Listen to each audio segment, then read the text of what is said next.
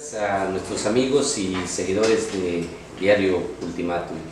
Estamos a 2 días de cumplir 5 meses del advenimiento, del nacimiento, del arranque de este medio impreso y digital.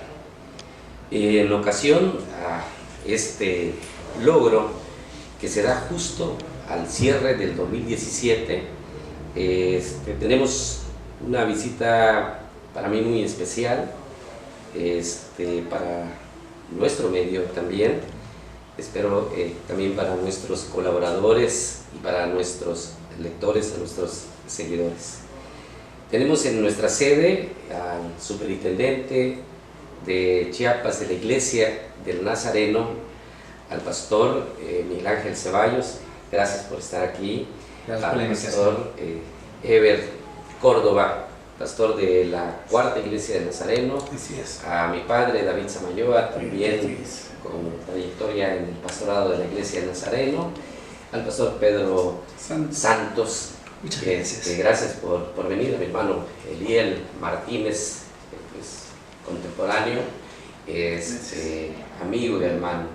Hermano Leonel, gracias por acompañarnos. Al pastor Rodrigo Estrada, que también nos acompaña. Pues antes de iniciar a otros temas, me gustaría, superintendente, que nos hable algo de la historia de la Iglesia del Nazareno de Chiapas en el contexto universal,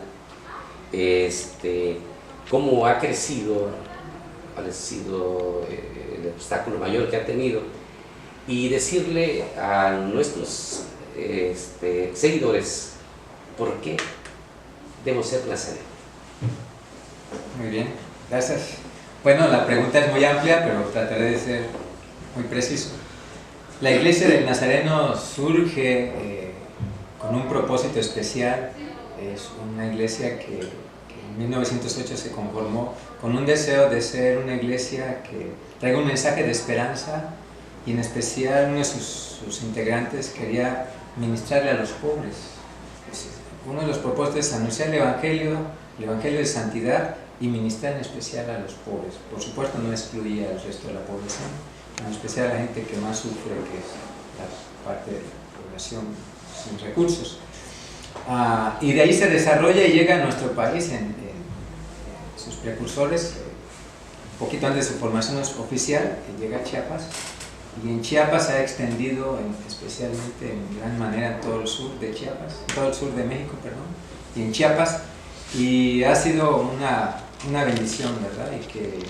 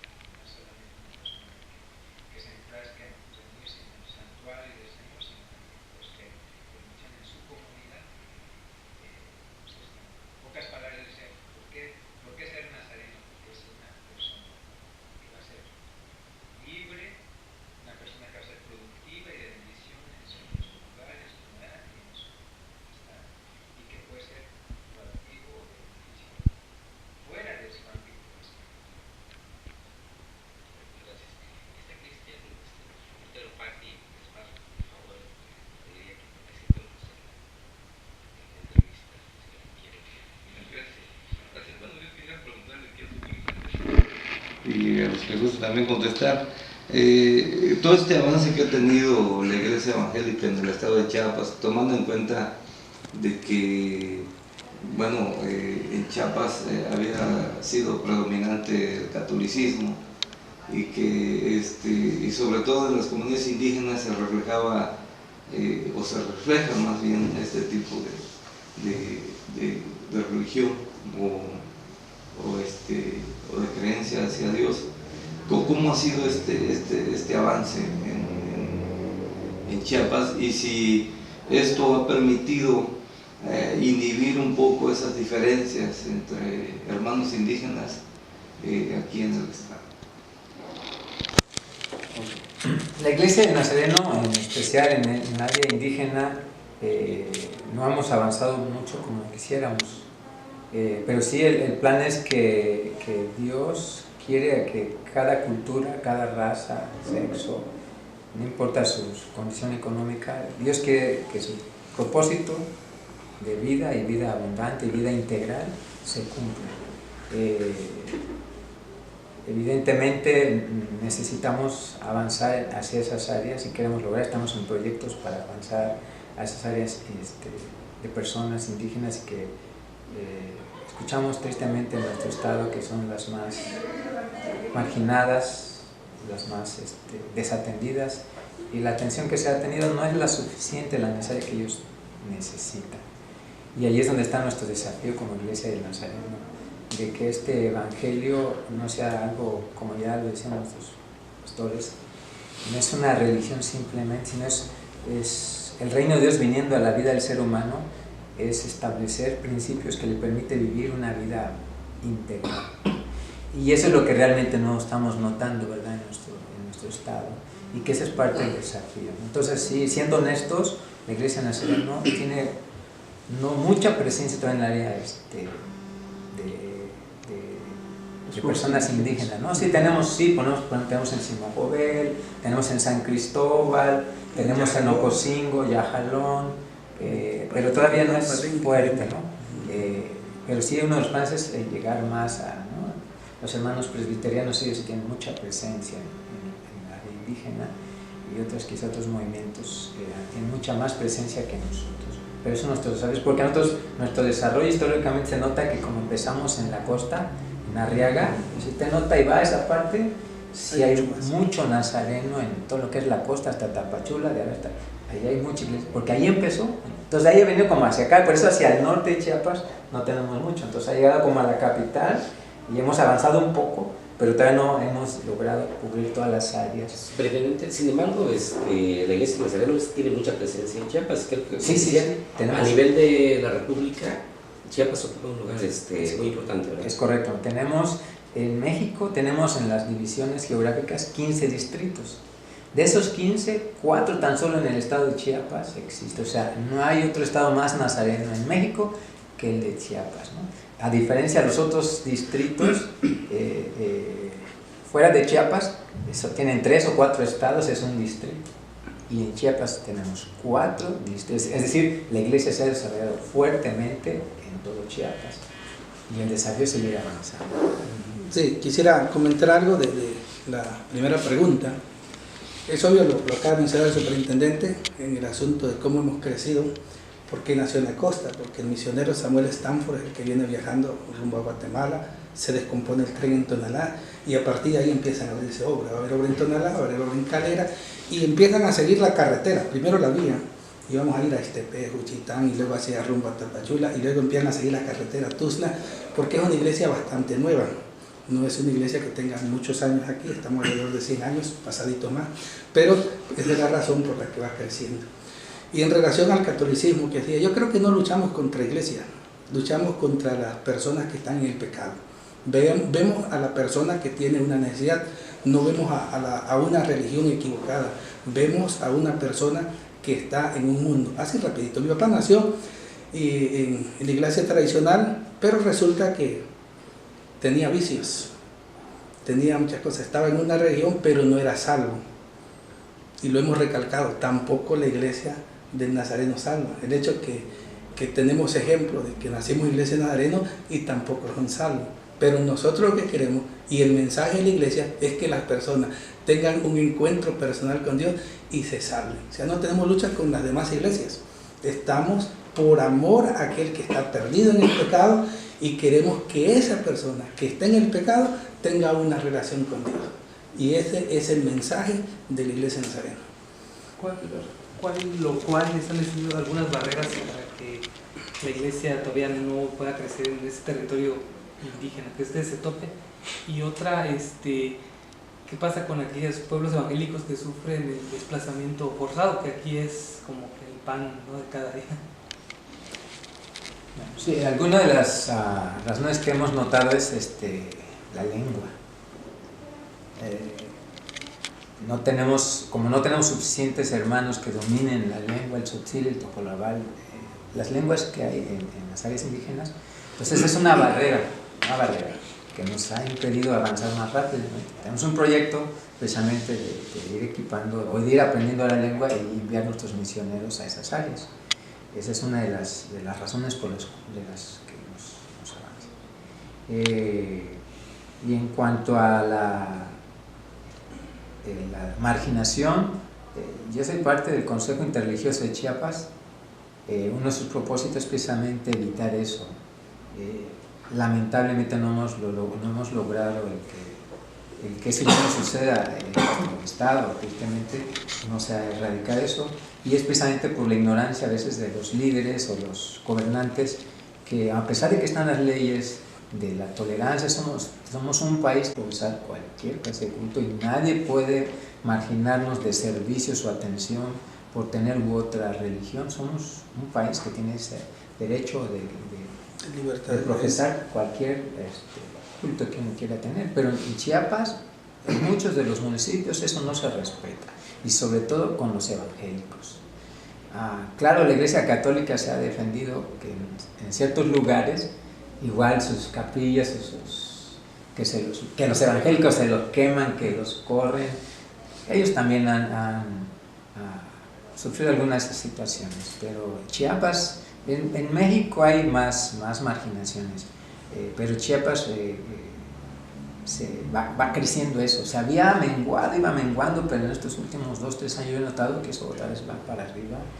Y yo lo considero que básicamente es por falta de entrenamiento a las autoridades, que deben de ejercer la ley. Es decir, tienes libertad de culto, tú puedes profesar, y no porque tú profesas una u otra religión. Si la mayoría profesa esta y tú eres una minoría, a ti te vamos a expulsar porque la mayoría somos esto. Y esa es una flagrante violación de sus derechos humanos. Entonces, una vez es que la autoridad no aplica la ley, la ignora o simplemente se hace de la vista gorda. Entonces, ese es otro de los grandes retos a avanzar y lograr, y creo que es una de las cosas que casi no nos gusta incursionar, pero se necesita de velar por los derechos de los demás, que aunque ellos profesen una religión diferente a la mía, yo no los debo maltratar, menospreciar, marginar, y menos expulsar y quitarles sus bienes. Eso sí es una contradicción al Dios que nos ama, que nos incluye, que nos recibe tal como somos. La Biblia dice que a pesar de ser pecadores, Cristo murió por nosotros. O sea, Él no espera que usted sea santo, que yo sea santo para que Él me ame y me amó. Él nos recibe tal como somos. Entonces, nosotros somos un reflejo del amor y somos la representación, somos los embajadores de Dios. Esas actitudes para nada que representan a Dios, en lo absoluto. Entonces, es un asunto a mejorar, ¿verdad? Contradice el que yo me pelee o maltrate, contradice esa realidad de ese Dios de amor, ¿verdad? Uno de nuestros pastores en su oración decía, Dios nos creó a imagen y semejanza de Él. Entonces, lo que hace Cristo es irnos transformando a que esa imagen se recupere plenamente, y cuando eso es evidente, aunque, es decir, ella profesa, no porque yo la voy a maltratar, o si yo tengo la oportunidad y tengo poder o influencia, es decir, porque profesa diferente a lo que creo, la voy a marginar, o expulsar, o la voy a malver. Entonces, sí, ese es un problema a atender en nuestro estado. ¿Tiene cifras de cuánta población chiapaneca está en su iglesia? Y desde su visión, ¿cómo ve el estado actual de Chiapas? Bueno, es una buena pregunta. No le tengo el dato exacto de cuánta membresía tenemos en la Iglesia del Nazareno, porque somos 4 distritos. Yo tengo los datos del distrito sur. Como mencioné, somos 4 distritos, entonces no tengo los datos exactos de los otros 3 distritos, ¿verdad? Que es desde Arriaga hasta Huistla, hasta Villa Como Alto, de Huistla hasta Tapachula, y entonces es otro distrito. Y el Jaltenango y sus alrededores es otro distrito. Entonces los datos exactos de la membresía de la iglesia no se los manejo. Lo que sí conozco un poquito, que entre los 4 distritos tenemos influencia o iglesias en 50 municipios. Nos faltan 72 todavía, ¿verdad? Que ese es el reto. Sí. Somos el estado más nazareno, pero todavía nos falta. La otra parte de su pregunta era mencionó sobre la... ¿Cómo ve la situación social, sí, la situación social política de Chiapas? Le halagamos, nos sentimos tristes, hay una situación cada vez más preocupante de inseguridad, de ingobernabilidad. Y ya cada quien hace lo que bien le parece, y me parece que no pasa nada. Se ve un futuro difícil, un futuro complicado, pero creemos precisamente que el Evangelio nos trae en medio de este mundo, en nuestro estado en especial, nos trae esperanza, que es posible una transformación. Ahí es donde las personas que tienen una relación íntima, personal con Cristo, ellos, nosotros, somos un ente de transmitir un mensaje de transformación de la realidad, ser transformada por esa influencia. Un poquito necesitamos ver eso, personas que sean bendición, una familia que tenga ese mensaje y lo vive y lo pueda compartir con personas que no lo tienen, ¿verdad? Vi hoy la nota de una jovencita, 12, 13 años, que se quitó la vida. ¿Qué significa? Y hay varios elementos que podemos analizar. Esa niña, pues, ¿dónde estaban sus padres? ¿Qué amor, qué cuidado tenían de esa niña? ¿Qué le llevó a tomar esa decisión tan triste para terminar su vida a tan corta edad? Entonces, el ámbito familiar, la iglesia también está buscando que el ámbito familiar se fortalezca y pueda traer precisamente esa esperanza a sus hijos, cuidarlos, amarlos, para que ellos crezcan y también puedan aportar a una sociedad mejor. En pocas palabras se ve sombrío, pero hay esperanza. Y la esperanza no va a estar en la política, en la economía, ¿verdad? Porque ya lo hemos ido pasando, ¿verdad? Los regímenes, las políticas económicas, no es la religión tampoco. Creemos que es el que trae esa transformación al corazón, que es Cristo. Ahí es donde está la esperanza, y por eso cuando la Biblia dice que se anuncia su nacimiento, los ángeles glorificaron a Dios porque ese acontecimiento en la vida del ser humano transforma, trae vida y la transmite a otros, y en esa medida lo trabajamos. No es algo como mágico, decir, bueno, un gobierno, una religión va a cambiar una realidad, ¿no? Desde la vida personal, ahí avanza hacia el resto. Superintendente, ¿qué le diría a los gobernantes? ¿Qué le diría a la sociedad? ¿Cómo puede incidir la Iglesia del Nazareno en este cambio que necesitamos? Evidentemente no solo es en los que ejercen el poder, creo que es la sociedad en su contexto general. ¿Cómo puede incidir la Iglesia, la palabra de Dios?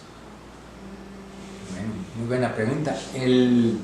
Pues desde varios aspectos puede colaborar la Iglesia y ayudar a una sociedad, a un Chiapas mejor.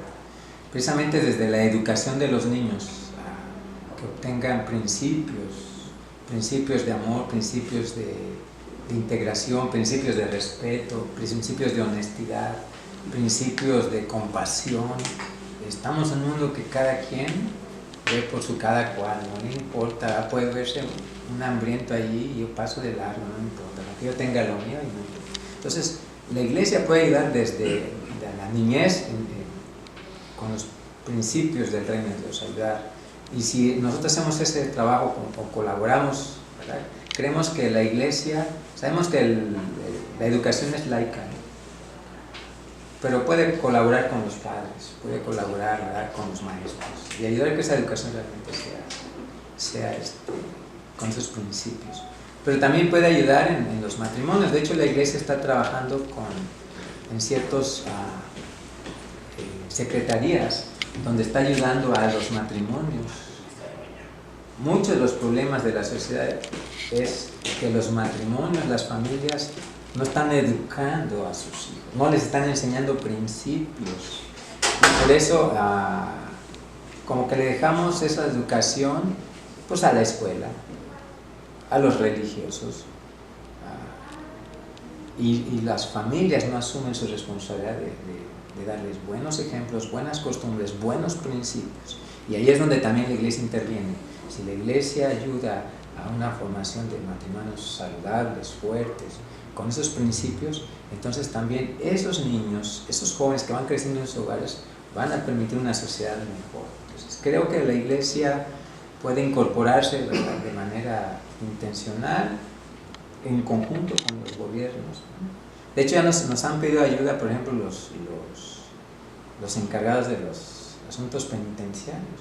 Pero ese ya es un corregir, es mejor prevenir que corregir. La corrección cuesta mucho, si es posible. Hay ministerios de transformación de alcohólicos, de drogadictos, etc. Hay un sistema, pero cuesta más que si nosotros vamos ayudando desde la niñez, la juventud, ayudar a los padres. Y creo que en eso la iglesia puede dar bastante y estamos disponibles, ¿verdad? Estamos disponibles para apoyar a nuestros gobiernos. De hecho, la palabra de Dios nos dice que oremos por nuestros gobernantes. Parece que más nos preocupamos por criticarlos, ¿verdad? Pero la palabra del Señor nos indica que oremos, queremos por ellos. Pastor Rodrigo. ¿Alguien más? Sí. Pastor Rodrigo. Sí, sobre lo que aporta el Evangelio hacia la sociedad. Yo creo que tenemos algunos referentes a nivel mundial, algunas naciones como Israel, el pueblo de Israel, una nación formada por la ONU unos 70 años hacia acá, que se ha vuelto una potencia mundial en todos los aspectos, económico, político, militar, y ellos, su base principal ha sido Dios. Angela Merkel, también la primer ministra de Alemania, una mujer que es hija de pastores evangélicos y que lo ha declarado públicamente y que ha puesto esos principios como parte de su nación. Los Estados Unidos, que fue una nación desde que se inició con las 12 colonias, dijeron que redactaron su constitución y dijeron una nación bajo Dios, bajo el fundamento principal era la presencia de Dios. Y hasta en su dólar está "In God we trust", ¿no? En Dios confiamos. Eso significa que esas naciones los gobernantes han puesto a Dios en primer lugar y Dios ha retribuido con bendiciones para esas naciones. Yo creo que en nuestro país realmente tenemos gobernantes que realmente no tienen ni la menor idea quién es Dios. La moralidad lo han dejado por un lado, principios de honestidad, de todo eso lo han abandonado. ¿Cómo podemos ser bendecidos? ¿Cómo podemos ser prosperados si no tenemos temor de Dios desde nuestros líderes? Así que si de alguna manera esas naciones no solamente sobreviven, sino que están en los primeros planos a nivel mundial, es porque pusieron a Dios, filosofía de su política, de su vida, de su moralidad. Así que yo creo que nos hace falta a nosotros tener gobernantes temerosos de Dios, que realmente le amen y que vean al prójimo como el prójimo de verdad que necesita ayuda y no necesita ser explotado solamente. Sí, bueno, yo preguntarle, sí, precisamente por lo que menciona, estos íconos antisociales, digamos, íconos antisociales, delincuencia, englobando así en ícono antisocial, han avanzado ante esta sociedad, digamos, desintegrada, partiendo del núcleo de la familia. Han avanzado estos íconos antisociales, han influido hacia la sociedad misma. ¿Así lo ven ustedes? O digamos que están haciendo el trabajo de contrarrestar ese avance. Si me permite hacer uso de la palabra. Bueno, yo creo que si bien es cierto, ¿no?, de que ya hacíamos referencia de que como Estado no solamente somos el Estado con más nazarenos, pero con presencia evangélica de los demás movimientos. Entonces tenemos la dicha a nivel nacional de ser uno de los estados con más presencia evangélica. Aún así, estas cuestiones, estos fenómenos sociales, ahora bajo la categoría de delincuencia en todas sus expresiones, han avanzado, aún si bien, ¿no?, como ciudad particularmente, ¿no?, nos declaramos como la ciudad más segura, y yo creo que es cierto en alguna medida, pero todo también es relativo, dependiendo la referencia, ¿no?, dependiendo con qué punto me comparo, ¿no? Entonces yo creo que Tuxtla particularmente es una ciudad segura si nos comparamos con las ciudades del norte, por decir algo. Entonces, por supuesto, comparado con esas ciudades, yo creo que estamos bien. Sin embargo, si buscáramos otras referencias, yo creo que en todo caso el juicio que tuviéramos que emitir sería completamente diferente. Aún así, repito, a nivel estatal, estos fenómenos sociales entonces en todas sus expresiones delincuenciales entonces han avanzado. Pero aún así, repito, creo que siendo realistas, no hemos logrado erradicarlo como quisiéramos, o por lo menos disminuir el índice a menor escala como quisiéramos. Pero yo creo que la presencia de la iglesia evangélica, y dentro de ello nosotros como iglesia del Nazareno, entonces yo creo que estamos haciendo una buena contribución. En el primer sermón de Jesús, nuestro Señor, en el que conocemos como el sermón de la montaña o el sermón del monte, en una de sus varias cosas que Jesús enseñó allí, entonces Él comparó a la iglesia con dos figuras, bajo la figura de luz y bajo la figura de sal. Y como tal dijo precisamente que la iglesia como hijos del reino, entonces tenemos que influir en nuestra sociedad. Como la luz influye para disipar las tinieblas, y como la sal influye también para conservar y también para traer sanidad o sanación a la sociedad. Yo creo que en ese sentido la iglesia, en alguna escala, repito, tal vez no la deseable, pero ha hecho entonces que el fenómeno entonces delincuencial en todas sus expresiones no sea tan alto como pudiera ser sin el papel, sin el desempeño de la iglesia evangélica. Obviamente esto no tiene que conformarnos o no tiene que hacernos como personas conformistas, decir, bueno, entonces comparado con el norte estamos bien, sino que tenemos el desafío precisamente de que haya paz en la tierra, de que los principios del reino de Dios, el deseo de Dios de que tengamos realmente, ¿no?, ese deseo precisamente en Navidad de paz en la tierra realmente se pueda cumplir. Pero creo que tenemos todavía como iglesia mucho por hacer, ¿verdad? Y les agradeceríamos en la pregunta que también hacían respecto a qué le diríamos a los gobernantes. Entonces, primero que nada, a los gobernantes, no quisiéramos vernos como antagónicos. Conocemos la realidad y no la ignoramos. Como cristianos evangélicos, la luz de la palabra entonces nos ha despertado. Así que no ignoramos la realidad política, no ignoramos la realidad social, pero tampoco queremos cambiar la situación social con el uso de la violencia, sino queremos cambiar la realidad social con la fuerza y el poder del amor, con el poder del mensaje de esperanza. Entonces, en ese sentido, quisiéramos entonces que los gobernantes sepan que estamos conscientes de la realidad social en la que vivimos. En términos económicos, solo por poner algo específicamente, es lamentable que viviendo en uno de los estados más ricos del país, ocupemos el primer lugar en pobreza nacional.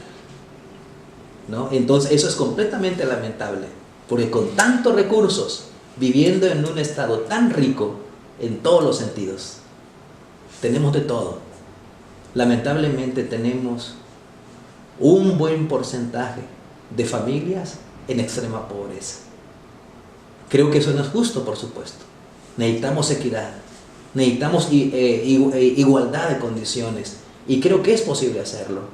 Y nosotros como Iglesia de Nazareno, y creo que al igual que el resto de las iglesias evangélicas, queremos trabajar entonces a la par de la clase política, ¿verdad? Queremos trabajar con ellos. Nosotros tenemos el interés precisamente del desarrollo integral de la humanidad. Así nacimos como denominación, interesados no solamente en la salvación del alma de las personas, o la parte espiritual o inmortal del ser humano, pero también nos interesaba el aquí y el ahora de las personas. No solamente estamos interesados en esa esperanza, diríamos, del más allá, del después y del más allá. También nos interesa el aquí y el ahora de las personas, ¿verdad? Que puedan ser alfabetizados, que tengan salud digna, que tengan educación, etcétera, etcétera, ¿verdad? Entonces, y nosotros como iglesia justamente, independientemente que el gobierno de repente nos apoye o no nos apoye, desde nuestra trinchera estamos haciendo nuestra parte y vamos avanzando, y creemos, repito, que vamos a avanzar mucho más. No sé quién quiera responder. Vivimos momentos muy difíciles. La pérdida de valores, lo que decía el superintendente en relación a la nota que publicamos hoy, de una menor de edad que se quitó la vida, feminicidios, padres que violan a sus hijas o hijos que matan a sus padres. Esto es profecía. ¿Cómo entender esa parte y cómo la iglesia pueda incidir en decir no debe ocurrir eso, pero a su vez está en la Biblia? Es algo que se va a vivir, se acerca pues, la venida de Cristo, se acerca a una descomposición. ¿Cómo entender esa parte? No sé quién quiera. Bueno, digo algo y mis hermanos que continúen. Sí, efectivamente la palabra dice que el pecado abundaría. Es una profecía, y que por ese pecado la fe de muchos, el amor de muchos se enfriaría. Pero a la par está una promesa de Dios, que el amor de Dios, la gracia de Dios, sería más grande que el pecado, que abundaría. Entonces ahí hay una palabra de esperanza. Entonces vemos nuestro país, vemos nuestro estado, nuestro país, nuestro mundo avanzando hacia esa profecía. Cada vez hay más maldad, cada vez es más horrible el actuar del ser humano, y tan sencillo que es porque las personas se alejan de Dios, olvidan a Dios, viven a su manera, y esos son los resultados de esa vida tan atroz, ¿no? Que un padre viola a sus hijos, eso es terrible. Que un mismo padre le quite la vida a sus hijos, eso es terrible, ¿no? Pero por otro lado dice que la gracia de Dios abundaría. Entonces hay una palabra de esperanza, y donde ahí como iglesia, como creyentes y con esa relación íntima con el Dios creador, con el Dios santo, hemos de avanzar y compartir ese mensaje de esperanza y buscar por la vida integral de las personas. Pero por otro lado, lo que usted está mencionando es el cumplimiento de esa profecía, y entonces está avanzando hacia la segunda venida de Cristo. Entonces, de alguna manera nos da ese impulso especial o extra a seguir trabajando más fuertemente, porque la obra de Dios sea más evidente entre la población. Y pensemos en nuestro Chiapas, que es nuestro ambiente en el que estamos.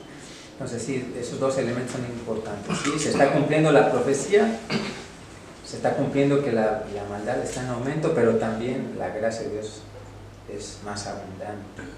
Y es importante entonces avanzar al cumplimiento de esa misión que Dios nos da. Entonces, creo que debemos de estar atentos a esas señales y ser más obedientes a lo que Dios nos ha llamado a hacer, ¿no? Sí, porque el hecho de que sea una profecía no indica que sea la voluntad de Dios. O sea, Dios no quiere que eso suceda. a Nínive le mandan el profeta Jonás y le dicen, dentro de 40 días Nínive va a ser destruida. Y va a ser destruida por su maldad, va a ser destruida por su pecado. Pero ellos corrigen, oran a Dios, se humillan, ayunan, entonces Dios se arrepintió, dice la Biblia, del mal que tenía para ellos. Yo creo que el hecho que estemos sufriendo hoy, lo que vemos como profecía, no quiere decir que es la voluntad de Dios. Creo que esto se va a revertir a medida que nosotros busquemos a Dios, porque entonces va a cambiar la familia, va a haber un cambio en nuestra sociedad, en nuestros municipios, en nuestro estado, porque los valores de Dios y las promesas de Dios van a venir. Estaba leyendo hace unos días una